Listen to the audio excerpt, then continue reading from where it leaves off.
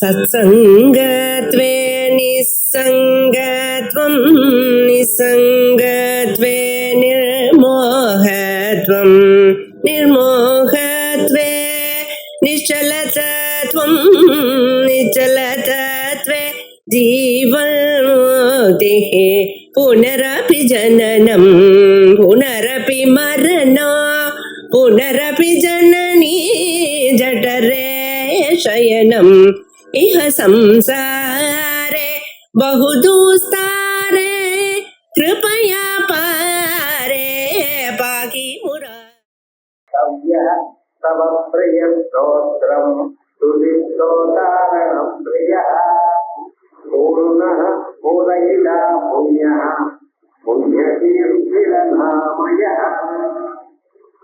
என்பது 6வது ஸ்லோகம். இதற்கு முன்னால பகவானுடைய நாமாக்கள்ல யஜ்ஞத்தை சொல்லக்கூடிய நாமாக்களை பார்த்தோம். மகாக்கிரமா மகாக்கிரமஹா மகாகர்மா மகாதேஜா மகோரக மகாக்கிரது மகாயஜ்வா மகாயஜ்யோ மகாஹவி இவையெல்லாம் யஜ்ஞத்தை சொல்லக்கூடிய நாமாக்கள். கிரதுனாலும் யஜ்ஞம் தான். அதே போலயே மகாக்கிரது மகாயஜ்வா மகாயஜ்யா மகாஹவி எல்லாம் யஜ்ஞ சம்பந்தமான நாமாக்கள். இந்த யஜ்ஞம்னா என்னது கொஞ்சம் பார்ப்போம். தேவதோத்தேன திரவியம் தியாகா யாகா. ஒரு தேவதையை உத்தேசித்து நம்மகிட்ட இருக்கக்கூடியதான பொருளை இன்னொருத்தருக்கு இன்னொரு தேவதைக்கு அர்ப்பணம் பண்றதுக்கு யாகம்னு சொல்ற. இந்த யாகமானது கர்மா. அது 2 விதமாக மனுஷியாளுக்கு உபயோகப்படுகிறது. ஒண்ணு, இவனுக்கு எண்ணமும் எனது எனது என்று சேர்த்து வைத்திருக்கக்கூடியதான ஒரு எண்ணம் இருக்கே, அதை குறைச்சு தானும் 4 பேருக்கு கொடுக்கணும் எனக்கூடியதான எண்ணத்தை அபிவிருத்தி பண்றது. அது இல்லாத போனால் இவன் எப்பொழுதுமே எனக்கு வேணும் எனக்கு வேணும் என்று எல்லாவற்றையும் சேர்த்துக் கொள்ளக்கூடியதான சுவாவம் உள்ளவர் இவன். இவன் தனதில்லை தானும் இன்னொருத்தருக்கு கொடுக்கணும் அப்படிங்கிற எண்ணத்தை கொடுக்கிறது அது உண்மை. இது சாதாரணமாக யஜ்ஞத்துக்கு முக்கியமான ஒரு பிரயோஜனம். அதை விட 2வது ஒரு பிரயோஜனம், இந்த யஜ்ஞமானது லோகக்ஷேமத்துக்கு உபயோகப்படுகிறது. இவனுக்கு மட்டும் இல்லை, யார் யாகம் பண்றாளோ அவளுக்கு மட்டும் இல்லாமல் உலகம் முழுக்க க்ஷேமத்தை கொடுக்கக்கூடியதான ஸ்வரூபத்துக்கு உபயோகப்படுகிறது. இப்படி யாகம்ங்கிறத சொல்லும். இந்த யாகத்துல முக்கியமாக சில பகுதிகள் இருக்கு. யஜ்ஞம்னு சொன்னா அதுல தட்சிணைங்கிறது முக்கியம். தட்சிணை இல்லாதான யஜ்ஞமானது சரியான பலத்தை கொடுக்காது. இது எதுக்கு? தானத்துக்காக. இன்னொரு யஜ்ஞத்துல தேவதையை ஸ்தோத்திரம் பண்றது. தேவதைகளை ஸ்தோத்திரம் பண்றதுதான் யஜ்ஞத்துல ரொம்ப முக்கியமான கர்மா. எந்த யாகத்துக்கு போனாலும் அந்த யாகத்துல விசேஷமாக தேவதா ஸ்தோத்திரங்கள் சாமதானம் இருக்கு. மணிக்கணக்கில் சாமாவை பாடிட்டே இருப்பார். இந்த சாமதானத்தினால தேவதைகளுக்கு பிரீதி ஏற்படும். அதே போலயே ஸ்தோத்திரம் எல்லோராலையும் சாமதானம் பண்ண முடியாது. சாமகத்தை வாசித்தவாளால் தான் முடியும். ஆனா மற்றவர்கள் எல்லோரும் ஸ்தோத்திரம் பண்ணலாம். பகவான் துதிக்கிறார். இந்த ஸ்துதி அப்படிங்கிறது சப்தஸ்வரூபமாக, இது சப்தஸ்வரூபமா இருக்கும் பொழுது அதை நாம் சொன்னோமையானா முதல்ல சப்த காதுஷ்யம் போயிடும். இந்த ஆகாசத்துல சப்தம் ஒன்றி இருக்கு. இந்த சப்தத்துல ஆகாசத்துல நம்ம என்னென்னமோ பேசுறோம். பேசுற சப்தங்கள்லாம் ஆகாசத்திலேயே இருக்கு. சப்தம் ஆகாசத்துல இருக்குங்கிறதுக்கு அர்த்தாட்சி என்ன? எங்கேயோ அவன் பிராட்காஸ்ட் பண்ணினா அதை நீங்க வாங்கிக்கிறோம். அவன் பிராட்காஸ்ட் பண்ணிட்டான், பண்ணினதை நீங்க திருப்பி நீங்க வாங்கிக்கிறது. அது என்னைக்கு பிளாட்பாஸ்ட் பண்ணா என்னைக்கே வாங்குறதுங்கிறது ஒரு சமயம் வருது. இப்பொழுது ஆகாசத்துல போட்டா எப்பாவது டவுன்லோட் பண்ணிக்கிறேன். இன்டர்நெட் வந்தது, அந்தர்ஜாலம்னு. மாயாஜாலம் மாதிரி அந்தர்ஜாலம், இன்டர்நெட். அதுக்குள்ள எப்ப போட்டாலும் அது எப்ப வேணும்னாலும் நீங்க அதை எடுத்துக்கிறீங்க. அதனால என்ன தெரியுது? இந்த சப்தமானது ஆகாசத்துல இருக்கு. சப்த குணகம் ஆகாச அப்படின்னு சொல்ற அந்த ஆகாசத்துக்குள்ள எல்லா சப்தமும் இருக்கு. ஆனா எத்தனை சப்தங்கள் நல்ல சப்தங்கள் இருக்கு, எத்தனை சப்தங்கள் வேற விதமான சப்தங்கள். நம்ம அனாவசியமா பேசக்கூடியதான சப்தங்கள்லாம் ஆகாசத்துல அலர்த்து நிற்கிறது.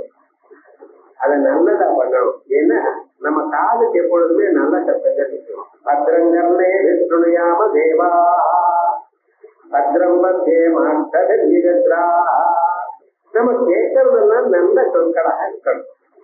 ஏன்னா இந்த சப்தமானது என்ன பண்றது, மனுஷாவுக்கு காது வழியாக உள்ள போய் மனசுக்குள்ள இறங்கி அந்த மனசுல இருக்கக்கூடியதான தோஷங்களை நீக்கிறது. அதனால்தான் வேத சப்தம் ரொம்ப வசதி.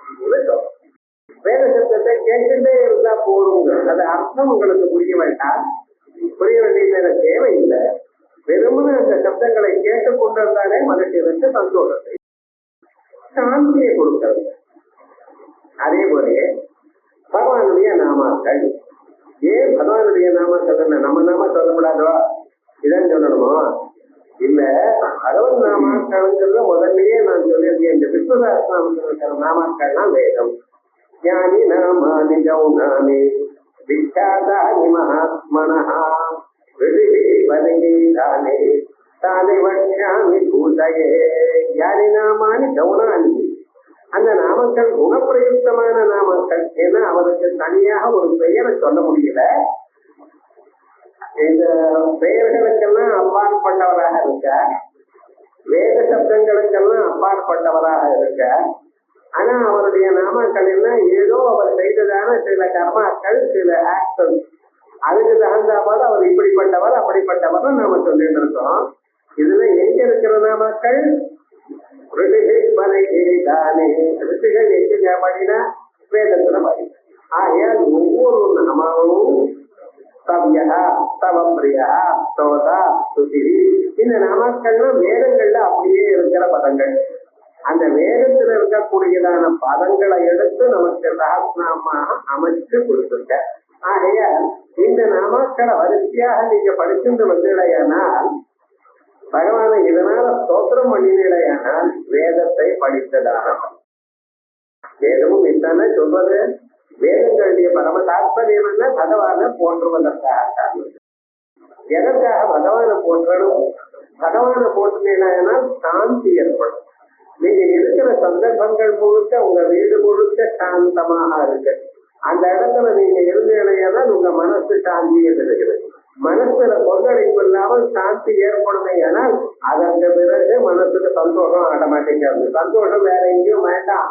ஆனந்தத்துக்காக நீங்க தேடி போக வேண்டாம்.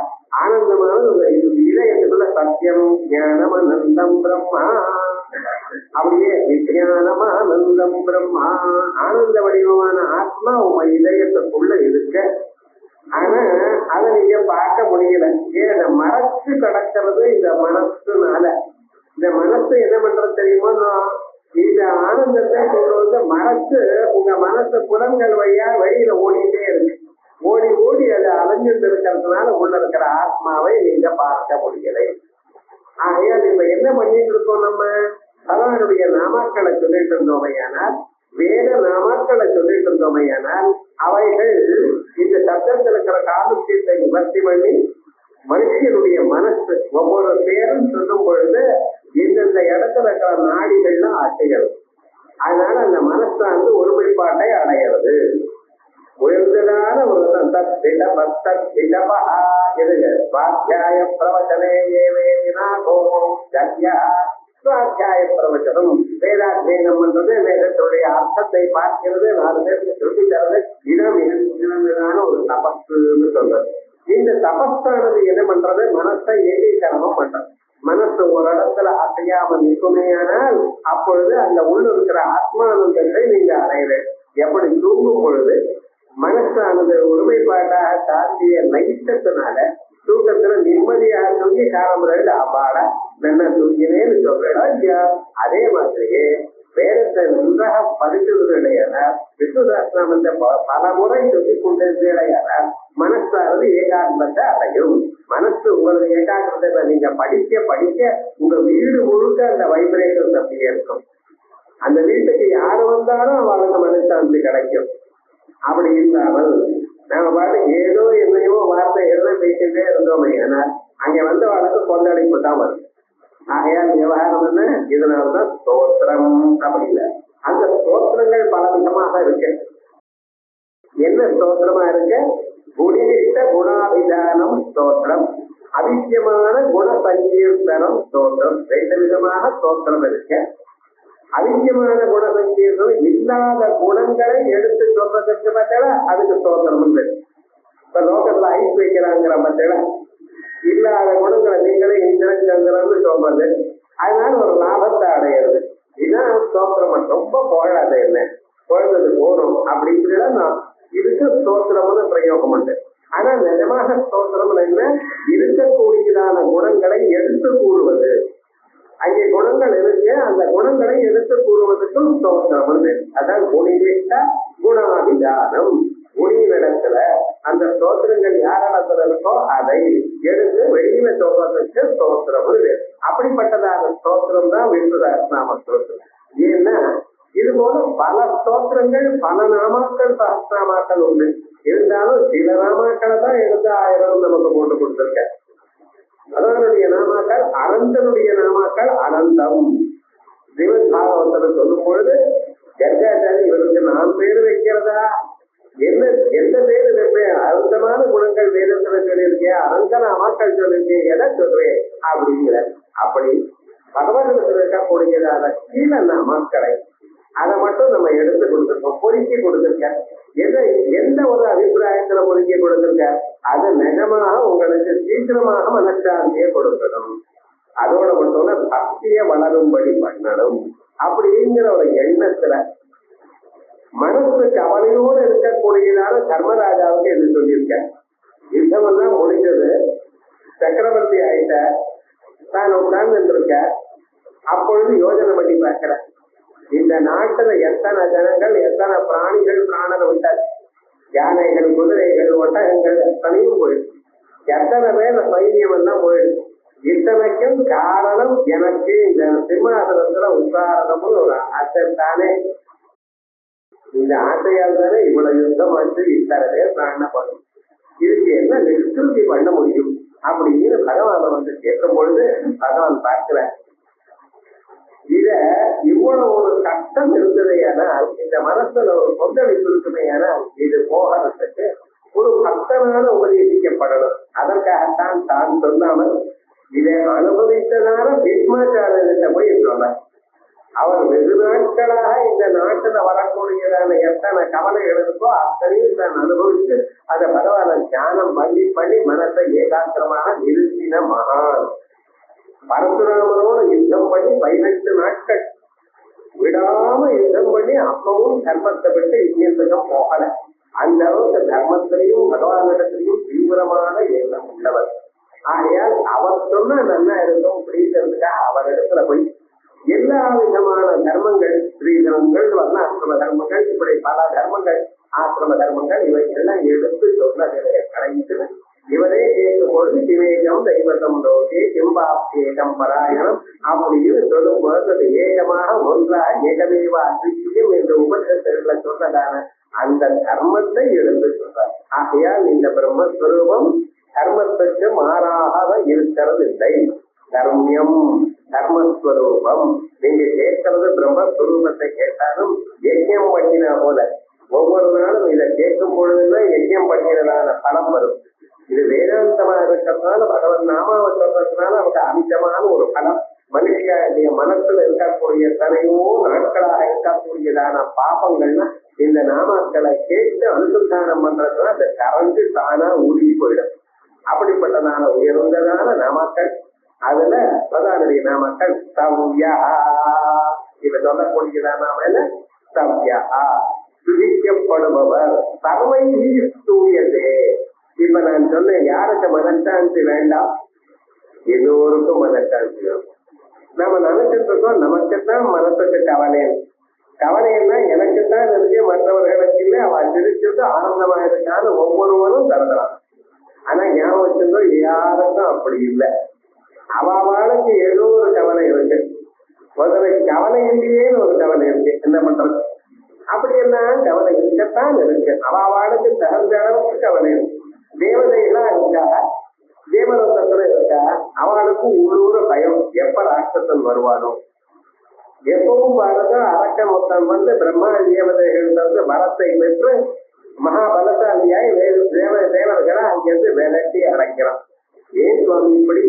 நான் தான் தேவனா இருக்கேனே, எனக்கு இந்த துக்கம் இல்லாம இருக்கிறதை சொல்லலாமோ இல்லையே. அப்ப எந்த நிலையில இருந்தாலும் பகவானுக்கு பார்ப்பதால் இருக்கக்கூடியதான ஜெய விஜயானந்தம் சனகாதிகள் அவளை நிறுத்தின பாபத்துக்காக அவளை பூலோகத்துக்கு போது கற்றுட்டார். 1000 பிறவைகள் உங்களுக்கு வேணுமா, இந்த 3 பிறவைகளை என்ன வெட்டுட்டே இருந்தது எனக்கு சத்ருவா இருந்து வரையடான்னு கேட்கிறேன். அப்ப 3 பிறவைகள் இருந்து அவரும் உங்களுக்கு சத்ருவா இருந்தாலும் பரவாயில்ல, எப்பொழுதும் உங்களையே நினைச்சு கூட மறுபடியும் வந்துடுறேன். அப்ப எந்த நிலைக்கு போனாலும் கவலை இருக்கா இல்லையா பாருங்க. அப்ப கவலை இருக்குன்னு இந்த கவலை போகிறதுக்கு வழி என்ன பார்க்கணும். ஏன்னா கவலை இல்லாம பண்ணி கொள்றது மோட்சத்துல. அது எப்படி பண்ணணும்? அஞ்ஞானம் போகணும். அதாவது நாம அவருடைய தத்துவத்தை அறியணும், உபனிஷத்தை அறியணும். அதை அறிந்து குருமுகமாக அறிந்து நானே பிரம்மம் என்று எப்பொழுது அறிகிறானோ அப்பொழுது மாயைக்கு அப்பாற்பட்டவனா அறிவான். தைரி குணமயி மமமாயா துரஜயா மாமேவையே பிரபத்தியந்தே மாயா மேதாம் தரந்தே அப்படின்னு மாயைக்கு அப்பாற்பட்டதான பகவத் ஸ்வரூபத்தை அடையிற பர்யந்தம் பயம் இருக்கத்தான் இருக்கேன். அந்த பயத்தை போக்கிக் கொள்வதற்கு வழி என்ன? தவ்யா. அதனாலதான் சர்வை சூரியன். ஏதோ சில பேர் தான் ஸ்தோத்திரம் பண்றா, சில பேர் ஸ்தோத்திரம் பண்ணவே இல்லை. உலகத்தில் இருக்கிறவா எல்லோரும் ஏதோ ஒரு சந்தர்ப்பத்தில் பகவான ஸ்தோத்திரம் பண்ணிட்டே இருக்கா. பக்த ஸ்தோத்திரம் பண்றா எதற்காக? ஒரு காரணமும் இல்லை. தனக்கு சனந்தன சனத்துமான சரஸ்வஜாக்கள் அவ பாட்டுக்கு பகவான தியானம் பண்ணிட்டே இருக்கா, ஸ்தோத்திரம் பண்ணிட்டே இருக்கா. பரமேஸ்வரன் இறங்கி வந்து என்ன வரம் வேணும் உங்களுக்குன்னு கேட்கிறார். அவர் சொன்ன நான் வரம் வேணும்னு ஒரு ஆசைப்பட்டோம், இது வேணும் என்று நாங்க துதிக்கிறவங்களை வெறுமனை துதிச்சுட்டு இருக்கோம் அப்படின்னாரா. அங்கே பக்கத்திலேயே ஒரு மாணி உட்கார்ந்துட்டார். உனக்கு இதுதான் வேணும் அப்படின்னு. இவன் அதுக்கு ப்ரிப்பேர்டா இல்லை. கையில உடுக்க வச்சுருக்கல அது ஒரு தடவை ஆடிங்க வந்த. அவர் அந்த உடுக்கை அடிச்சதுமே அந்த மகேஸ்வர சூத்திரங்களை வச்சோட வியாக்கரணம் எழுதிட்டார் அவர்.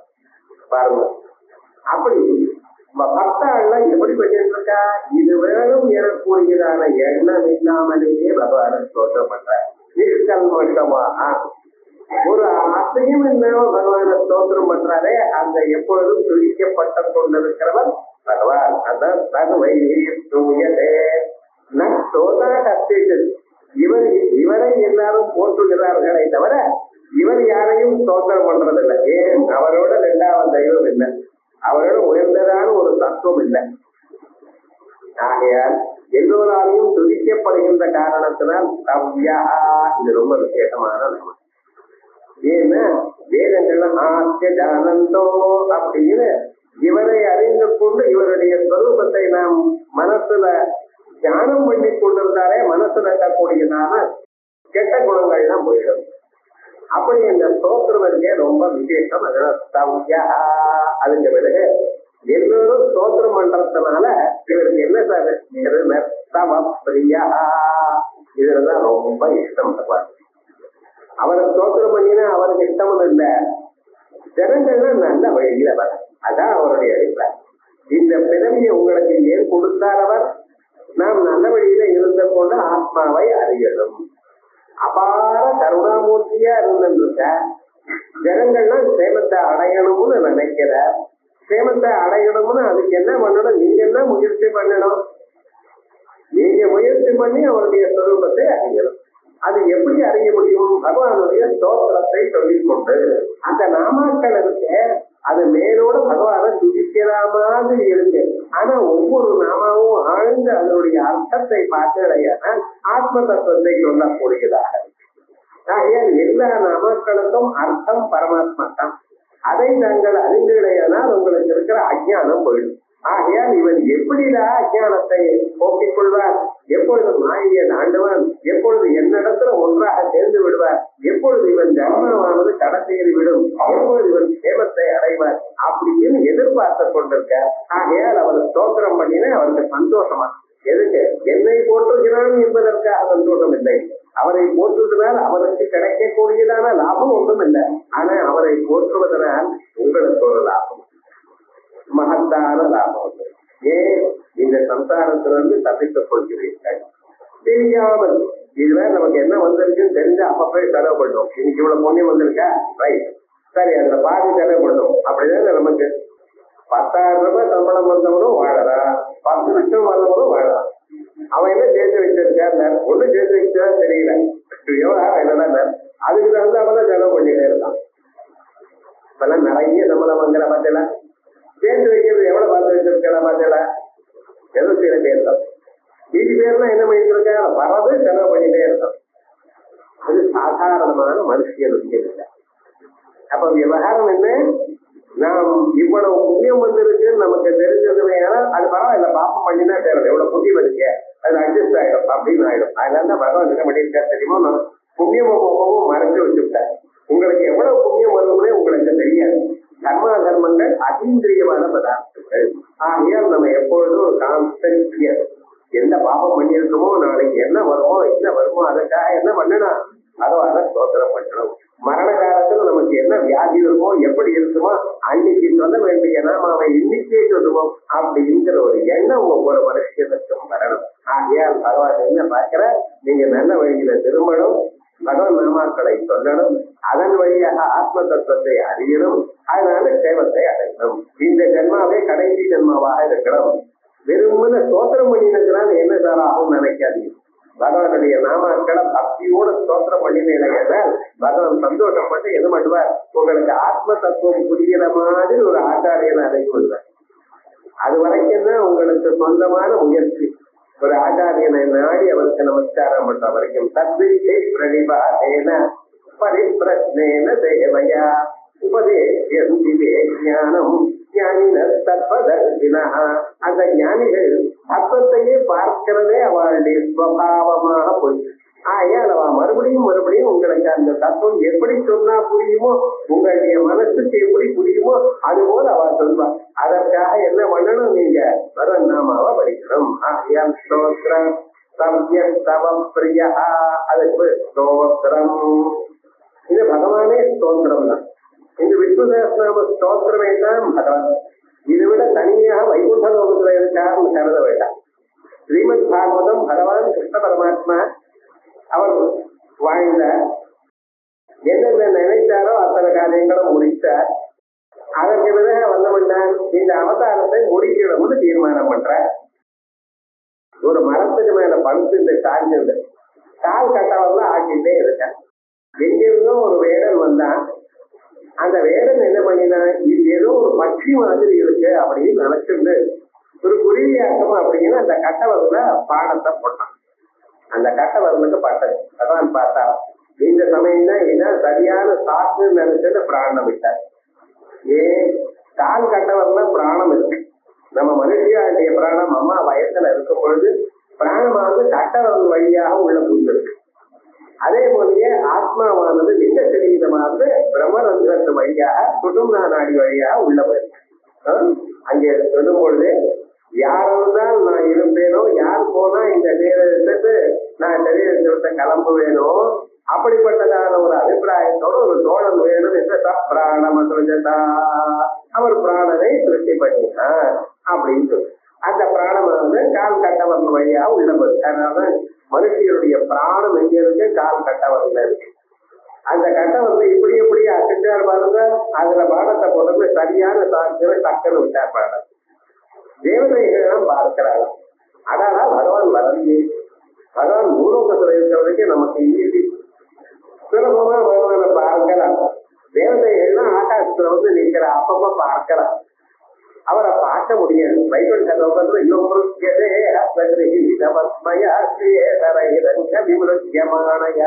மகாலட்சுமி தாயார கூட ஏகாந்த சேவை கிடைக்கிறது கஷ்டம். எப்பொழுதுமே யாரோ இருந்திருப்பா.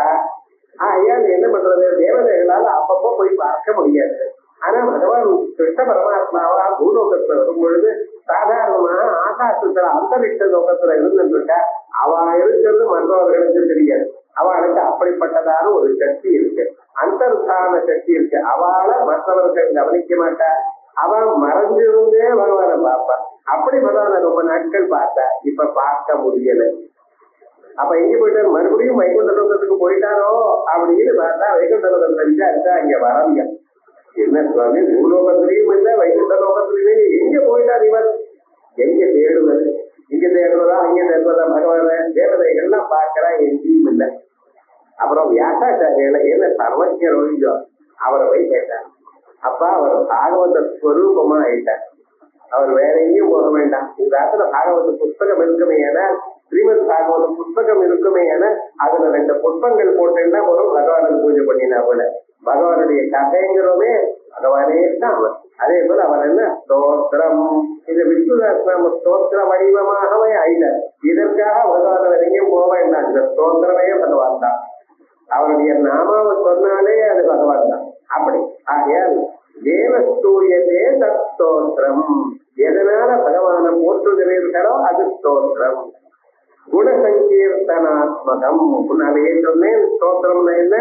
நித்தியமான குணசங்கீர்த்தனம், அவரிடத்துல இருக்கக்கூடியதான குணங்களை சங்கீர்த்தனம், கீர்த்தனம்னு சொல்றது, எடுத்து போகிறது. சங்கீர்த்தனம் நன்றாக எடுத்து போகிறது. சிரவணம் கீர்த்தனம் விஷ்ணோ ஸ்மரணம் பாதசேவனம் அர்ச்சனம் வந்தனம் சாத்தியம் பட்சமஸ்மரிசேதனம் விதிபும் சார்பிதா பக்தி தத்தே நவலட்சண கிரியதே பகவதி அத்தா தன்மன்யே அதீத உத்தமம். படித்தவன் யாரு அப்படின்னு கேட்கிறார். யாரு பகவானுக்கு ஸ்தோத்திரம் பண்றானோ, பகவானுடைய நாமாவை கேட்கிறானோ அவன் தான் படிக்கிறான். பகவான் நாமாவை வாயை விட்டு சொல்லுகிறானோ அவன் படித்தவன். சிரவணம் கீர்த்தனம் விஷ்ணோ ஸ்மரணம், வெறுமன உட்கார்ந்துக்கும் பொழுது பகவான் எந்தெந்த செயல்களை பண்ணினாலும் நினைக்கிறது. பாத சேவனம், பகவானுக்காக நம்ம புஷ்பத்தை கொண்டு வந்து கொடுக்கறது, மற்ற தொண்டுகள் பண்றது கோவில்ல இவைகள். அர்ச்சனம், அந்த நாமாக்களை தொடுத்து எடுத்து பகவானுடைய பாதங்கள்ல சமர்ப்பிக்கிறது. வேற ஒண்ணும் எனக்கு மந்திரம் தெரியுமே தெரியாது தெரியாது, ஏன் கவலைப்பட்டா உங்களுக்கு? தொடுத்து எடுத்து பகவான் பார்த்து அப்பா காப்பாத்து காப்பாத்துன்னு கூட சொல்ல வேண்டாம், நமஸ்காரம் பண்ணிருந்தா. அர்ச்சனம் வந்தனம் எழுது நமஸ்காரம் பண்ணுங்க. தாஸ்யம், அவருக்கு தொண்டு பண்ணவன். சுஜேலாதிகள்லாம் அவருக்கு தொண்டு பண்ணினேன். அப்படி சக்கியம், நம்ம ஃப்ரெண்டு மாதிரி நினைச்சோம் அர்ஜுனன்.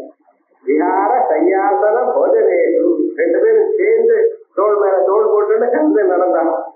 அது எல்லாருக்கும் கிடைக்குமா? தாஸ்யம் சக்கியம் ஆத்ம நிவேதனம், இதை நீங்க பண்ணலாம். எல்லோரும் தன்னை தான் பகவானுக்கு அர்ப்பணம் பண்ணலாம். இப்படி பண்ணினோமே கிரியதே பகவத்யதா, இது யார் பண்றாலோ தன்மன்யே அதீத உத்தமம், நகமாக படித்தவன் அவன் தான். இதான் பிரகலாதன் சொல்றான். அப்பா கேட்டா படித்தவன் யாரு, எப்படி என்ன படிச்சிருக்கான்னு கேட்டா, படிப்புன்னு இதுதான் படிப்பு. கம்ப்யூட்டரும் அது இதெல்லாம் படிப்பு, அது வயசு பழப்புக்காக இருக்கிறதான ஒரு உபாயம். அவ்வளவு தவிர நகமா படிப்பு என்ன, இந்த ஜென்மாவை கடந்து கொள்ளக்கூடியதான படிப்பு.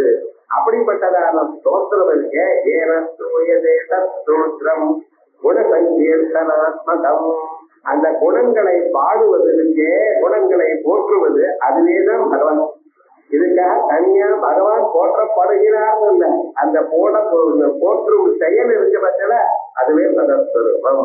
ஆயம் பிரிய ஸ்தோத்திரம், பிறகு ஸ்துதி ஸ்தவன கிரியா, போற்றுதல், அதுவும் பகவான் தான்.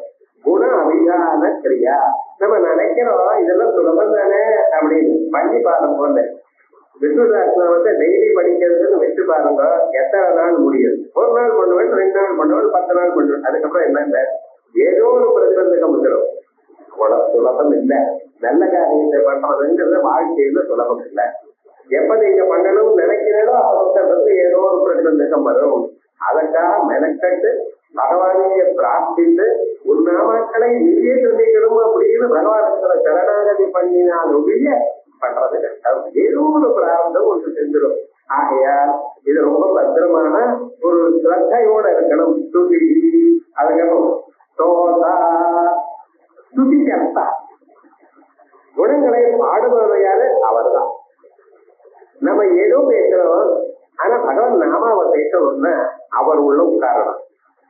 அவர் இதயத்துக்குள்ள இருந்து அவர் பேச சொன்னா தான் பேச முடியும்.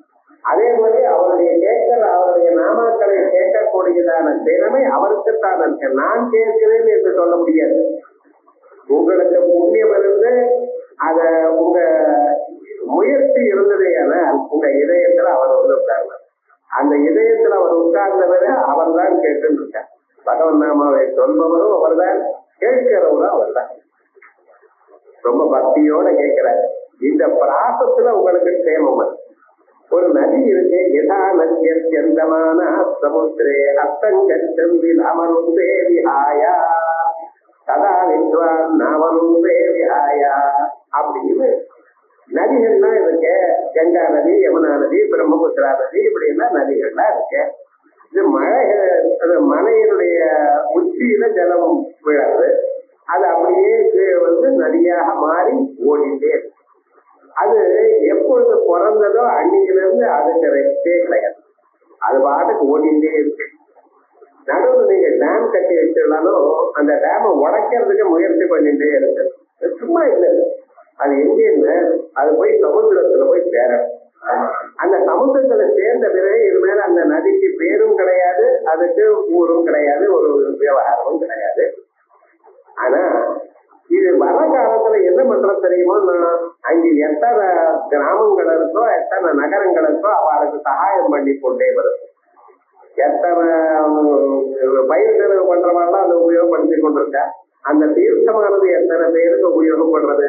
ஆனா இதெல்லாம் நிஜமா நினைச்சு பண்றதா அது இல்ல. அதனுடைய நோக்கம் எல்லாம் போய் சமுத்திரத்துல ஒன்னாகணும்.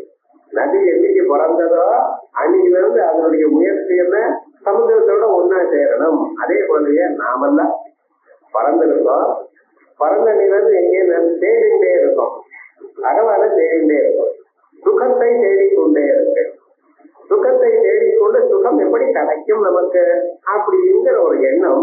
அதற்காக நம்ம காசை தேடிட்டு இருக்கோம். என்ன நமக்கு ஒரு எண்ணம், காசு இருந்தால் சுகம் வரும் அப்படின்னு நினைச்சிட்டு இருக்கோம். காசு இருக்கணும் சுகத்துக்கு, ஆனா காசு இருந்தா மட்டும் போறாது. காசு இல்லைன்னா வாழ்க்கையே தெரிய வராது. ஆனா காசு கொஞ்சம் வேணும். ஆனா காசுனால மட்டும் சுகம் இருக்குன்னு நினைக்கிறது ரொம்ப தப்பு. ஆனா சுகம்ங்கிறது வேற பதார்த்தம், அது நமக்கு கிடைக்கணும்னு தேடிட்டு இருக்கோம். காலம்பல இருந்து அலைஞ்சிட்டு இருக்கோம். ஒவ்வொருத்தரும் எதுக்காக, சுகத்துக்காக தேடிட்டு இருக்கான். இப்படி ஒவ்வொரு நாளும் போயிட்டே இருக்கு. இந்த சுகத்தை தேடக்கூடியதான சந்தர்ப்பத்துல நம்ம என்ன பண்ணிருக்கோம், தெரியாம புண்ணியம் பண்ணி அந்த புண்ணியத்தினால பகவன் நாமாவை கேட்கக்கூடியதான வாய்ப்பை பெறுகிறோம். பகவன் நாமாவை கேட்கவே கேட்ட பிறகு என்ன ஆகுது, உபனிஷத்தை கேட்கக்கூடியதான வாய்ப்பு நமக்கு வருது. அதை கேட்டுன்றதுனால நமக்கு என்னாச்சு, அஞ்ஞானம் போறது. மறுபடியும் இந்த பிறவி இல்லாம பண்ணிட்டு இருக்காங்க. நதி எப்படி சமுத்திரத்துல ஒன்னா போறதோ அதே போல நீங்களும் அந்த பரமாத்மாவோட ஒன்னா போவதற்கு இது ஒரு முக்கியமான சாதனமாக அமைஞ்சிருக்கு. ஆகையால் ஸ்துதியை பண்றவர் யாரு, பகவான் தான்.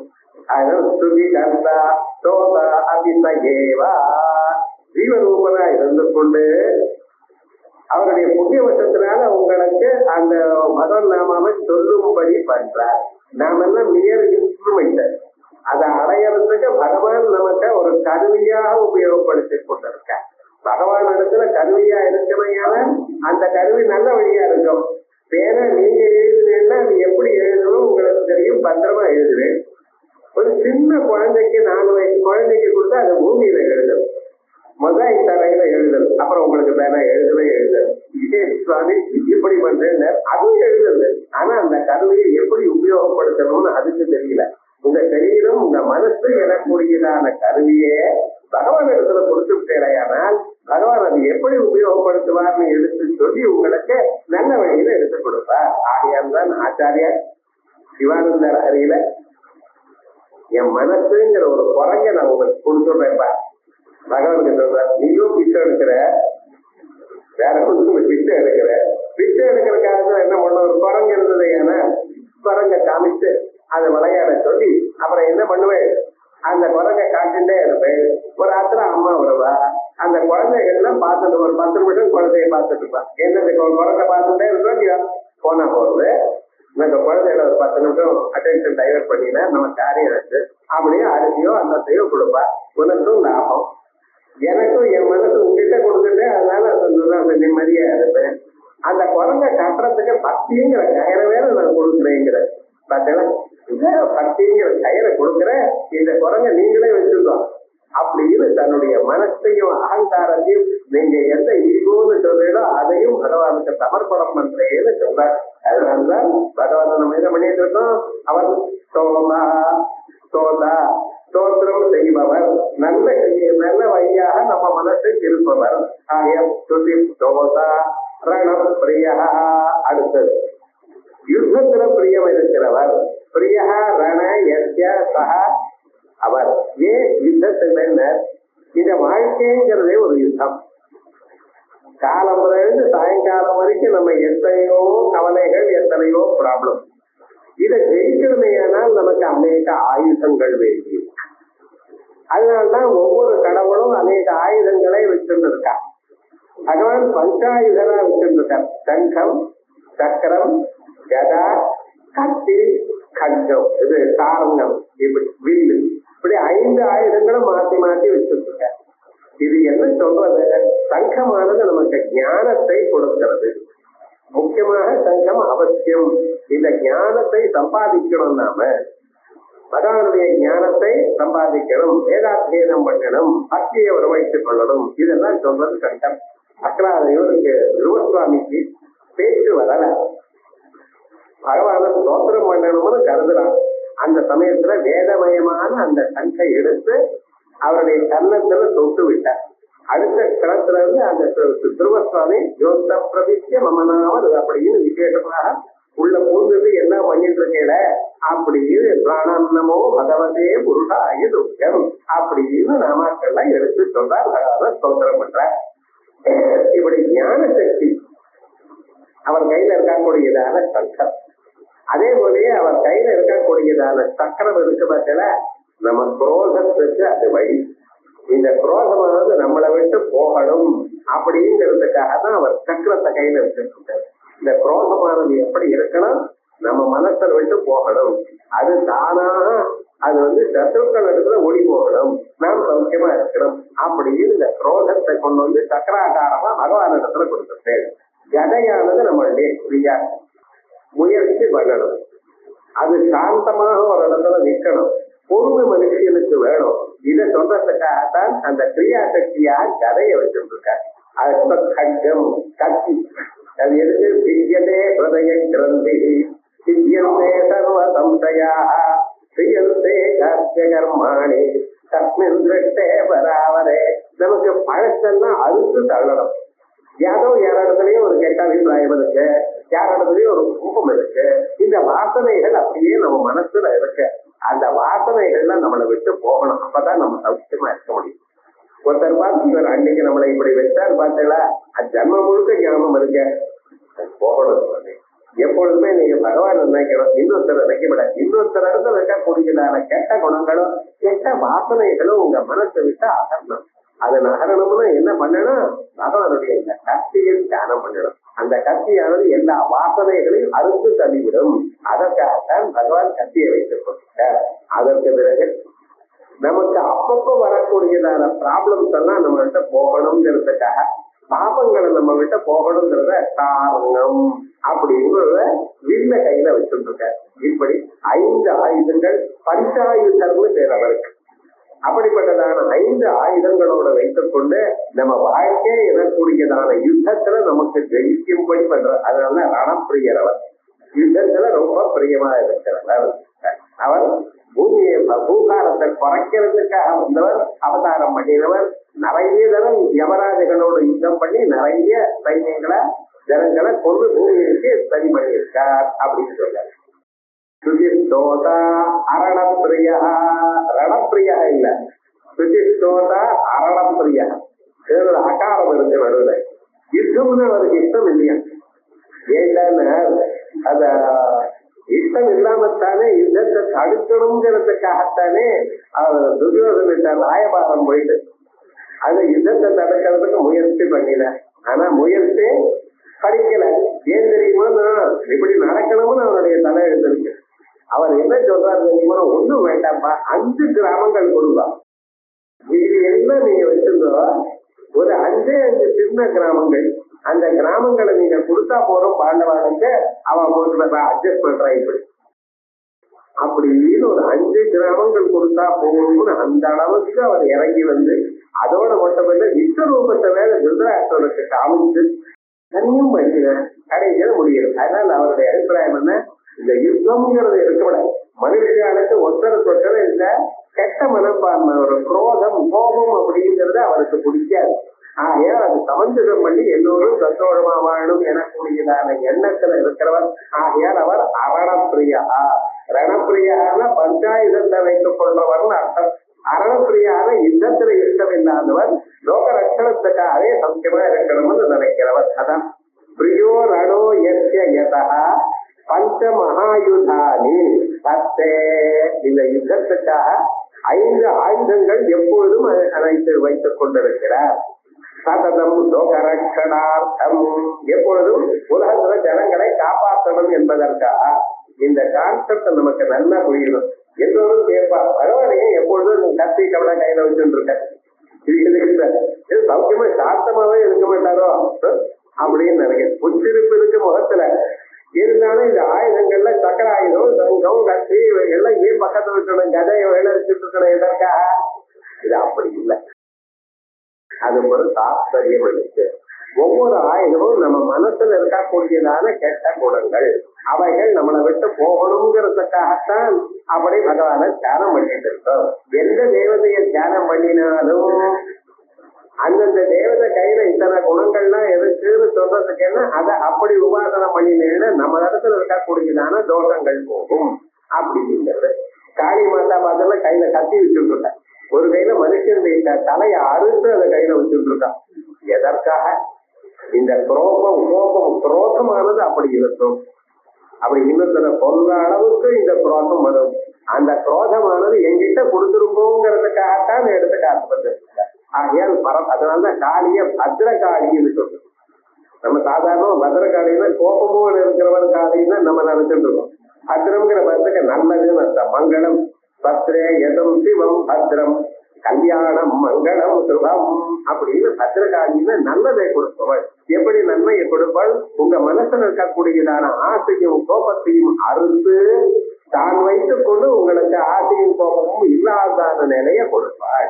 ஆகையால் காளின்னு சொன்னாலே பயந்துடக்கூடாது. ஆனா நோக்கத்துல எப்படின்னு ஒரு கோபமா யாராவது காளி வந்திருக்க பாரு அப்படி போயிட்டு, அப்படி இல்லை தெரிஞ்சு. அப்படி எந்தெந்த தெய்வமா இருந்தாலும் அந்த ஆயுதங்கள் ஏன் வைத்துக் கொண்டிருக்காங்கிறது இது ஒரு தத்துவம். அதான் பஞ்ச மகாயுதானி சத்தே சததம் லோகரட்சணார்த்தம் அதோரணப்பிரியா. அரணப்பிரியான்னு இன்னொரு அர்த்தம் இருக்கு. அதுக்கப்புறம் பூர்ணா. பகவான் எப்படி இருக்க? சகலை காமை சகலாபிகி சக்தி சம்பன்ன. எல்லா ஆசைகளையும் பூர்த்தியா இருக்கு. எல்லா சக்திகளும் அவர் இடத்துல இருக்கு. இதான் வேணும், இதான் வேண்டாம், இதை பண்ண முடியும், இதை பண்ண முடியாதுன்னு இல்லை. எந்த செயலும் அவரால பண்ண முடியும். எல்லா ஆசைகளும் பூர்த்தியா நிறைவேறி இருக்கவர். இது வேணும் எனக்கூடியதான ஆசை இல்லை. சர்வகாமஹா சர்வகந்தா சர்வரசா அவஸ்த சகல காமம். அப்படி பரிபூர்ணமாக எப்பொழுதும் பூர்ணமான ஒரு நிலையில இருக்க. ஆகையால் அவருக்கு பூர்ணஹா. வெறும் பூர்ணஹா. அவர் பூர்ணமா இருந்து என்ன சொல்லலாம்? அவரை அண்டினவர்களுக்கு, அவரை நினைத்தவர்களுக்கு, அவர் நாமாவை கேட்டவர்களுக்கு அவருடைய ஆசையை பூர்த்தி பண்ணி வைக்கிறார். ஆகையால் பூரைதா. நீங்க மனசுல சில ஆசை இருக்கும். நீங்க பகவானை கேட்டிருக்க மாட்டேன். பகவானுக்கு தெரியும் எப்ப எது வேணுமோ அதை அந்த சமயத்துல பூர்த்தி பண்ணி வைப்ப. நமக்கே தெரியும். கொஞ்சம் ஞாபகத்துக்கு ஒரு 10 வருஷத்துக்கு முன்னாடி நீங்க எப்படி இருந்து இன்னைக்கு எப்படி இருக்கு வாழ்க்கையில முன்னே நமக்கே தெரியாது. நம்ம என்ன பண்ணிட்டு இருக்கோம் எதுவும் அப்படியே தான் இருக்கும். ஆனா விவகாரம் என்ன, அதாவது அப்பப்ப சால்வ் ஆயிட்டே இருக்கு. என்னென்னமோ ப்ராப்ளம்ஸ் வந்துருக்கு. அது சரியாகுமா ஆகாதான்னு ஒவ்வொரு நாளும் முயற்சி ரொம்ப கஷ்டப்பட்டிருக்கோம்.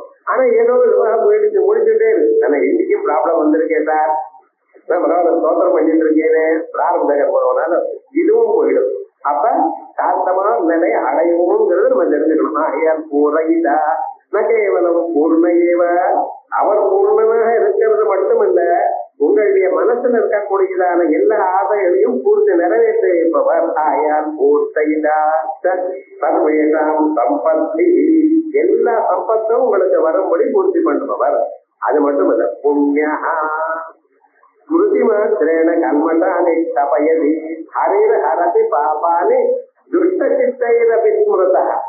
கெட்ட எண்ணம் இருந்த போதிலும் பகவானை நினைத்த மாத்திரத்தினால மனசுல இருக்கக்கூடியதான பாபங்களை எல்லாம் நீக்கி விடுவார். ஸ்மிருதே சகல கல்யாண பாஜனம் எத்திர ஜாயதே புருஷ சமஜம் நித்யம் பிரஜாமி சரணம் ஹரிம் அப்படின்னு பகவானை நினைச்ச மாத்திரத்தினால மனசுல இருக்கக்கூடியதான எல்லா விதமான தோஷங்களும் துன்பங்களும் அவையெல்லாம் அகன்று விடும். ஆகையால் அவருக்கு என்ன பேரு? புண்ணியா.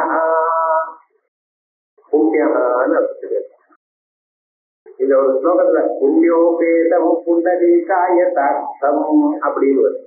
அங்க புண்ணியம்னு துளசின்னு அர்த்தம். புண்ணியோபேதம்னு புண்ணியத்தோட உடையவர், அவருக்கு புண்ணியமா அப்படி இல்லை, அவரைதான் புண்ணிய சொல்லுவோம். புண்ணியோபேதம்னு துளசி மாலையை வைத்துக் கொள்வது. துளசிக்கு புண்ணியான்னு பேரா. துளசியை பார்த்தா புண்ணியம், துளசியை தொட்டா புண்ணியம், பகவான பாதத்துல போட்டா புண்ணியம். அதனால துளசிக்கு பேரே புண்ணியான்னு பேரு. ஏன்? இந்த பகவானோடு சேர்ந்திருந்தார் அது பொழுது. அதனால புண்ணியா. அதுக்கப்புறம் புண்ணிய கீர்த்தி.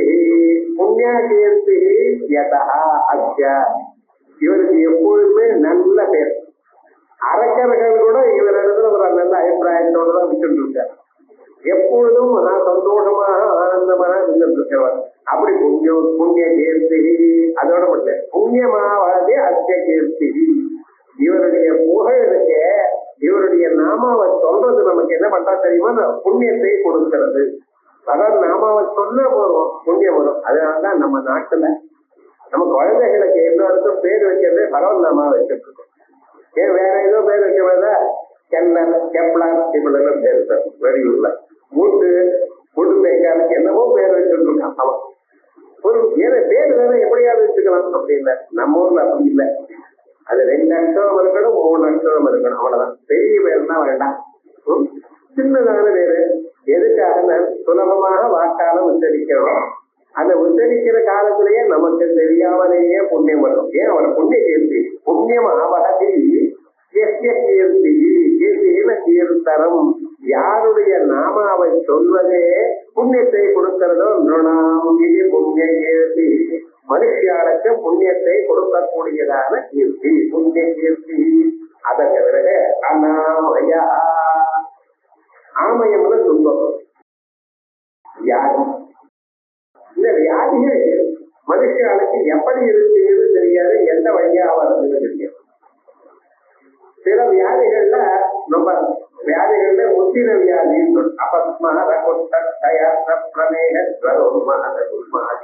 ரோக மகந்த அப்படின்னு ஆயுர்வேதத்துல புத்தி சரியா இல்லாம போகுது.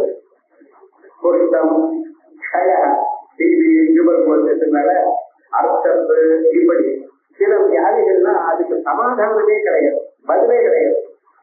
அதுக்கு பிரதிகாரம் இல்லைன்னா எப்படி மனுஷன் வாழ்வான்? இப்படி இருந்தா என்னத்தான் பண்றது? சிலது மொரட்டு வரவுன்னு வரும். கடியாரத்தை திருப்பி வச்சுக்கிறோம்.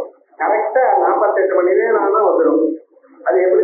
அதுக்கு ஒரு மாத்திரம் கூட குறையும். வந்துட்டு நினைச்சிட்டு இருக்கேன், நாளைக்கு இல்லை நாளைக்கு அதே சமயத்துல கரெக்டா வரும். அது போது ஜுவரங்கள்ல எத்தனையோ இருக்கு. இவைகள்லாம் போறது பவத்பத்திர பூஜை தாரகாலே. திருச்செந்தூர்ல போய் இங்க பகவான் தரிசனம் பண்ணிருந்த பன்னீர் இலை, பன்னீர் மரம் இருந்தா அது இல்லை, அந்த இலையே அதுல 12 காப்பு இருக்கும். அப்படிப்பட்ட இலையை தூக்கி அதுல விபூதியை வச்சு திருநீரை வச்சு அதை தூக்கி வீசுவார். கையில் கொடுக்க மாட்டார், அப்படி தூக்கி வீசுவார். அதை கண்டு ஓடுறதான்.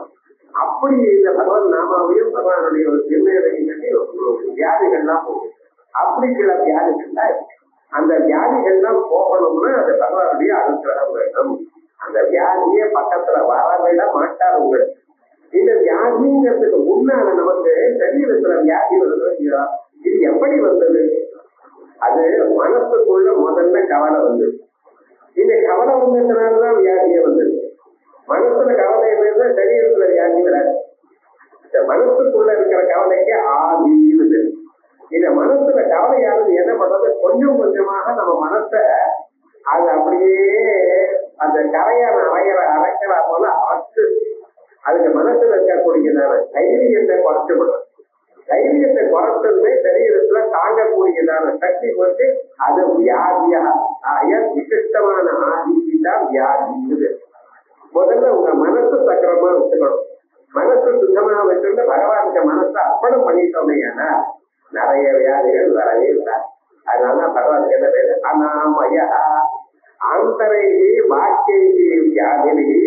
உள்ளூர சரீரத்துக்குள்ள உள்ளுக்குள்ள இருக்கக்கூடியதான மனசுல இருக்கிறதும் பாக்கி சரீரத்தில் இருக்கக்கூடியதான வியாதி கர்ம செய்தி கர்மாவனால ஏற்பட்ட பிரார்த்த கர்மாவனால ஏற்பட்ட கூடியதான இவைகள்லாம் அனாமய அப்படின்னு அவருக்கு ஆமயம் துக்கம் வியாதி இல்லாதவர். இப்படி பகவன் நாம சொன்னாலே பலம் எனக்கூடியதான நினைத்தாலே பலம் எனக்கூடியதான சப்த வடிவமாக இருக்கக்கூடியதான நாமக்கள் யஜ்யத்துல சொன்னதான நாமக்கள் யஜ்யத்துல சாமகானம் ரொம்ப இஷ்டம். அப்படி அந்த சாமகானம் மாதிரியே பகவன் நாமாவை சொல்றதுனாலேயே ஏற்படக்கூடியது. ஆகையால் மிக சிறந்ததா விஷ்ணுதாஸ் நாமத்தை சொல்லணும் அப்படிங்கிறது விசேஷமாக இந்த நாமாக்கள் சொல்ற சவ்ய ஸ்ரவ பிரிய ஸ்தோத்திரம் ஸ்துதி ஸ்தோதாரண பிரியா பூர்ண பூர்ணயிதா புண்ணியா புண்ணிய கீர்த்திர நாமய அப்படின்னு சொல்லி அவருடைய வேகம் எவ்வளவு வேகமாக குறைக்கிறார் நமக்கு வியாதியும் துன்பங்களையும் அதை சொல்றதுக்காக மனோஜமோ வசுதேதா வசுப்பிரதா வசுப்பிரதோ வாசுதேவா வசுமனா ஹவி. இந்த ஸ்லோகத்துல விசேஷம் 2 நாமாக்கள் பக்கத்துலயே இருக்கு. வசுப்பிரதாங்கிற நாம பக்கத்துலயே வச்சுருங்க. ஏதோ இன்னொரு இடத்துல வந்ததுன்னு இல்லை, ஒரே இடத்துலயே வசுப்பிரதா வாசுதேவான்னு வந்திருக்கு. 2க்கும் வெவ்வேறு அர்த்தத்தை சொல்லப்படும். விசேஷமாக உயர்ந்ததான நாமாக்கள் மேல் பாகத்தை அடுத்த சனி